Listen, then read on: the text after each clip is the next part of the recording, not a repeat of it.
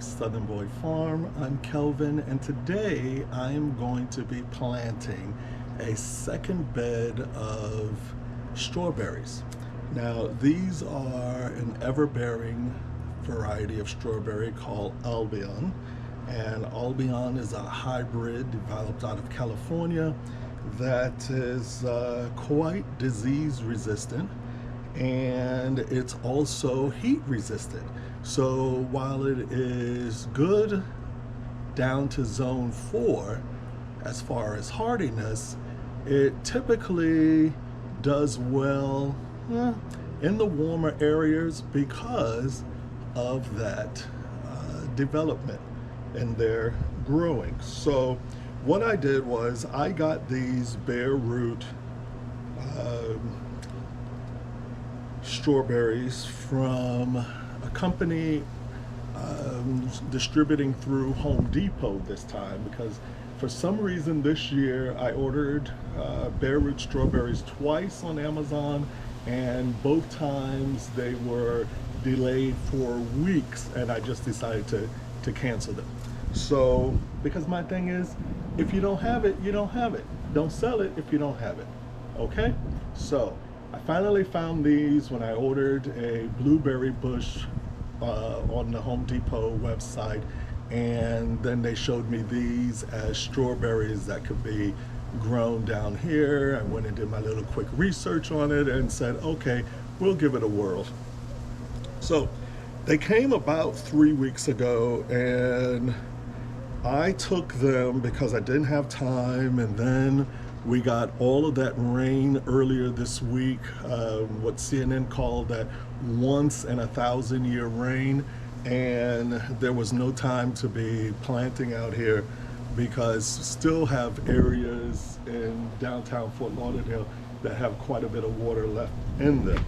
Although I didn't flood too much here, we got about 4 or 5 inches of settled water in the back of the house, but because we're built totally on sand, that was gone in about 3-4 hours, and then accumulated again over the next couple of days as it would rain again and again and again. So today is our first full day, supposedly, where we have no rain in the forecast, but we'll see how that goes. I mean, the rainy season is upon us come the month of May, and hurricane season beginning in June, so I don't see too many dry days in our forecast coming up. So what I'm going to do is, if you notice here, I take the bare root strawberries when they arrive, and I wrap them in a damp paper towel, and I set them in the refrigerator. Now, putting them in the damp paper towel keeps the roots slightly moistened, but you definitely don't want to keep it inside of that plastic bag that they usually are shipped in, and then by placing them in the refrigerator helps to keep them dormant so they don't start trying to grow while still wrapped up in paper towel in the bottom of the refrigerator.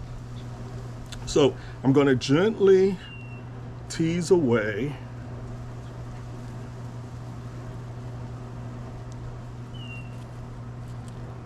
Now you can also do this by placing it into some water.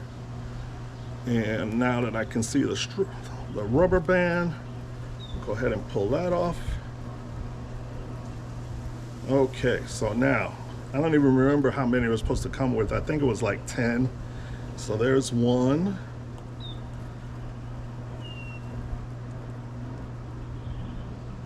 2. Now you can also take and just soak this in a container of water, and that will help you to be able to pre-moisten the roots to get them ready for growth, and also to help to separate them.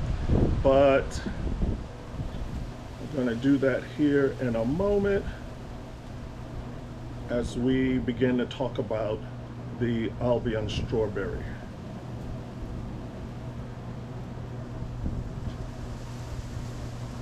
Okay, all separated. Now let me put them in some water.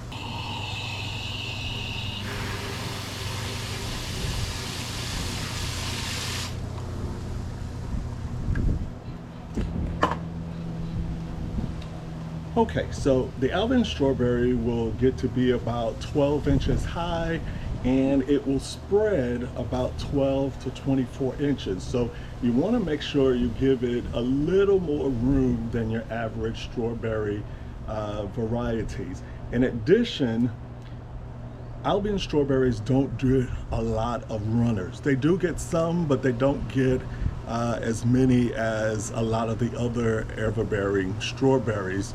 So you really don't have to worry about that so much. I tend to cut the runners at one point, and then later in the growing season, I'll let them go once I've pretty much got my fill of strawberries, because if the plant is focused on propagating itself, which is what the runners allow it to do, then it's not as focused on giving me the fruit, which is why I bought it in the first place. So I go ahead and I cut initially, and then later on I'll show you where I take little small pots of soil, place the runner on top of that, so now it can root itself inside that soil. And I set it in another little small pot of soil so that I can go ahead and get it to root. And once that rooting occurs, then I can separate it from the mother plant and plant it elsewhere, probably in a container or something, or even give it to one of my friends. So that's what I do with the runners. I've stopped doing the whole thing of getting rid of my flowers initially during the first year, and I thought about it. Nature doesn't really do that. If a flower grows out there in the wild, it's going to go ahead and produce, and it seems to do quite well.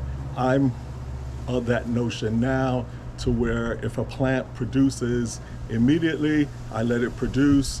I'm taking care of it. Hopefully it will survive and go on without me having to do a whole lot to it. Lastly, the Albion strawberry, with its high heat resistance, allows me to go ahead and put it here in South Florida.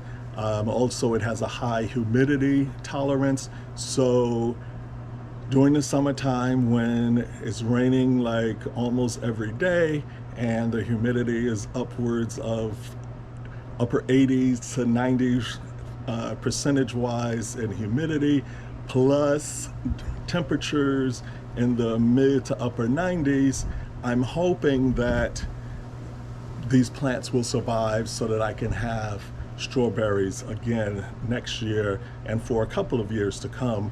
Average strawberries go about 3 to 5 years of production before needing to be replaced. So those are all my reasons for choosing the Albion strawberry. And then by being an ever-bearing, because you have ever-bearing and you have June-bearing, and then you have another variety now called day neutral, which the ever-bearing tend to grow throughout the entirety of the growing season. So I have the potential of getting more strawberries and benefiting the factor of our extended time of warmth here in South Florida. So now that it should be pretty well soaked, I'm going to go ahead, take them out, get them ready to plant. So now that they've soaked a little bit, I'm going to go ahead and take them out of the water.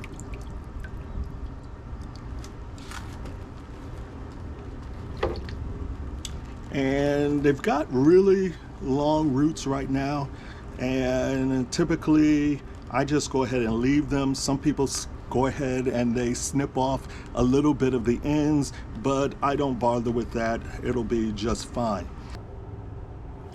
So I've already got inside this bed a elderberry. The European version, and I've already planted in here another batch of fantail spinach, which is also a higher heat tolerant version of spinach. So what I'm going to do is I'm going to plant these in here, and I believe it's about 10, and this bed is at 2 feet wide, so I'm going to try and put it 5 rows of 2, and hopefully that will give me enough space in order to get all of these in the ground. Now, in order to dig my hole, I'm going to use this tool here, which when I bought it, said it was designed for planting tulips, but I like to use it because it gives me a nice hole in which to go ahead and place things into the ground. So let's go ahead and get started here.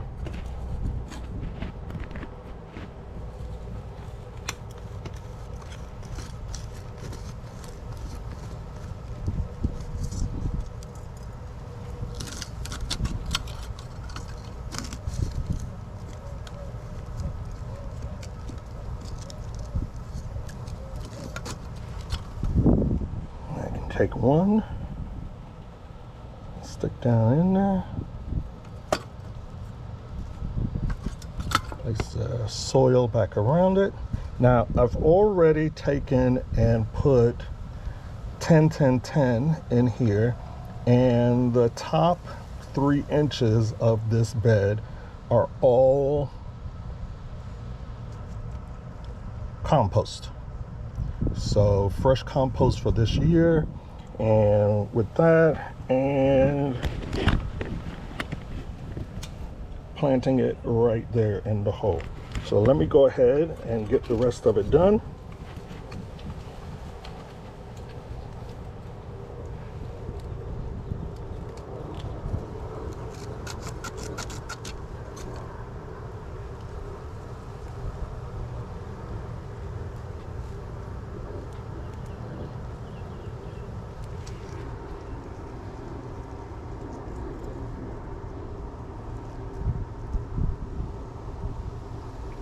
Again, there's my crown, and I want to make sure that that part is above the soil level. Kind of like a high bridge, if you want to think about it that way.